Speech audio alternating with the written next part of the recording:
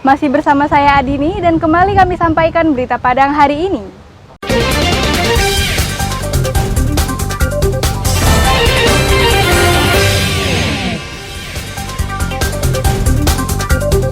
Truk yang kedapatan merubah bentuk dan fungsi ditindak petugas dengan cara dipotong. Pulang membawa medali, atlet Kempo asal Kabupaten Solo diarak keliling kampung. Lebih dari 100 pelajar SMA di Kabupaten Solo dilatih untuk menjadi polisi siswa.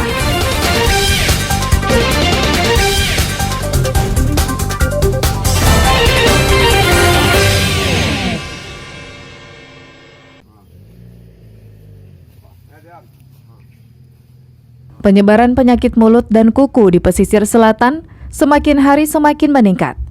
12 dari 15 kecamatan di kabupaten ini sudah terjangkit wabah yang mematikan ternak tersebut.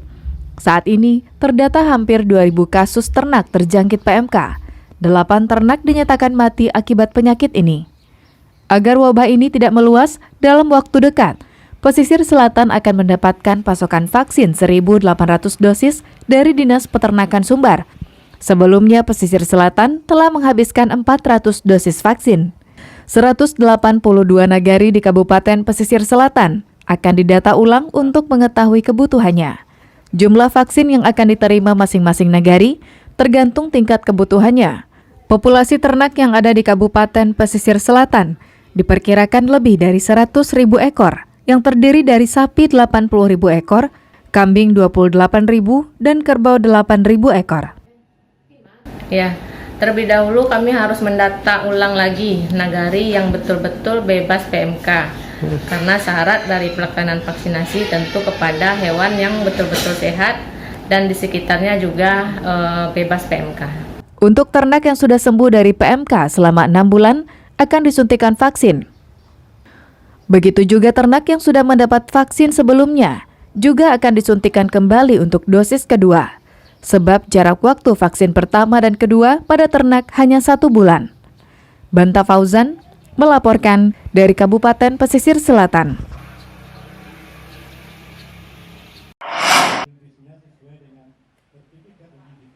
Petugas gabungan melakukan pemotongan bodi truk yang sudah dirubah bentuknya menjadi lebih panjang dan merubah fungsinya menjadi pengangkut minyak sawit mentah.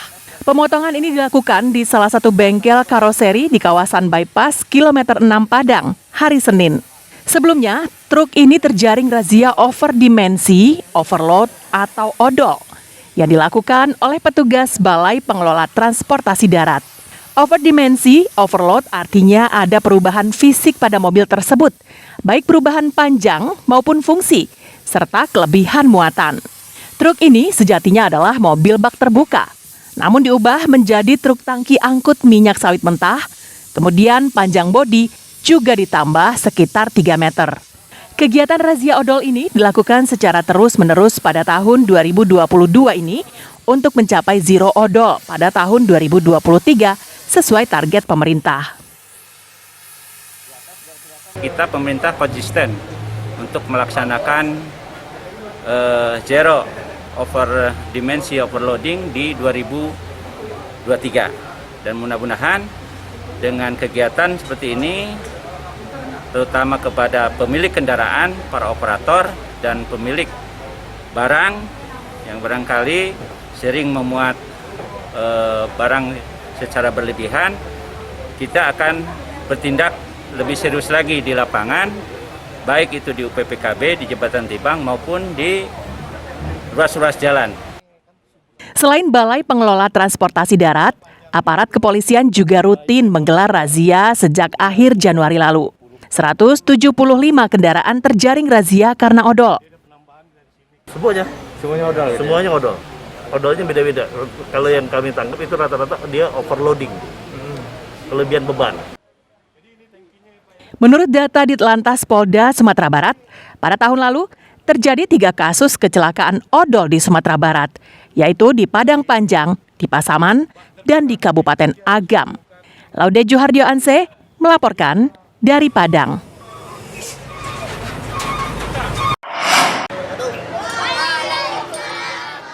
Inilah wajah-wajah penuh keceriaan dan bangga setelah pulang membawa medali kemenangan. Puluhan atlet Kempo asal Kabupaten Solo ini diarak keliling kampung. Mulai dari halaman kantor Wali Nagari Saok Laweh, Kecamatan Kubung, mereka berjalan kaki hingga ke sasana latihan mereka yang berjarak sekitar 1 kilometer. Mereka diarak dengan iringan musik talempong sehingga menambah meriah suasana. Sebelumnya mereka mengikuti kejuaraan nasional Kempo di Sumatera Selatan dengan membawa nama Sumatera Barat. Dari 29 medali yang dibawa pulang oleh kontingen Sumbar, 10 diantaranya diraih atlet asal Nagari Saok Laweh, 4 emas, 2 perak, dan 4 perunggu.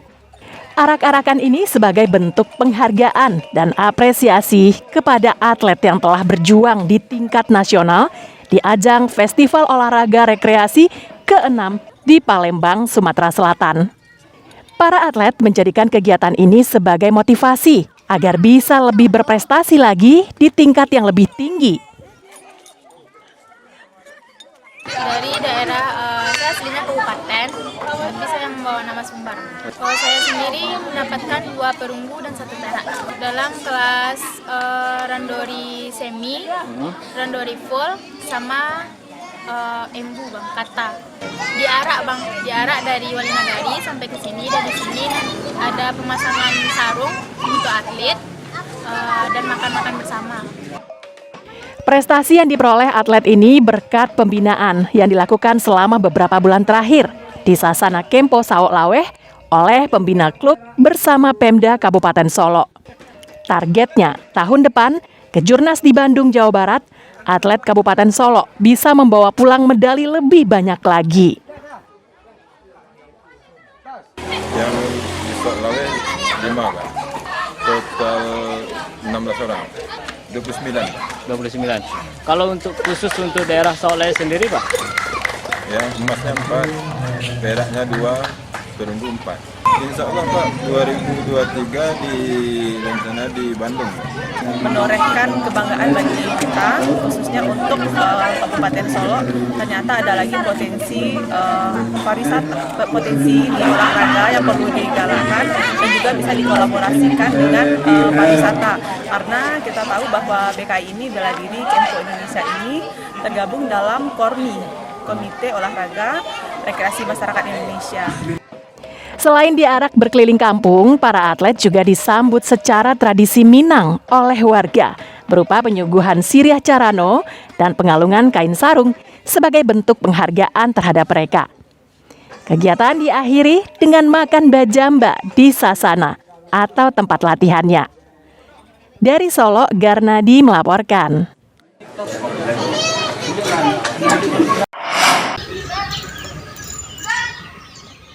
136 pelajar dari SMA Negeri 1 Gunung Talang, Kabupaten Solo, Minggu pagi mengadakan pelatihan baris berbaris di lapangan parkir gelanggang olahraga Stadion Tuan Kutabiang, Batu Tupang, Kota Baru, di Kecamatan Kubung.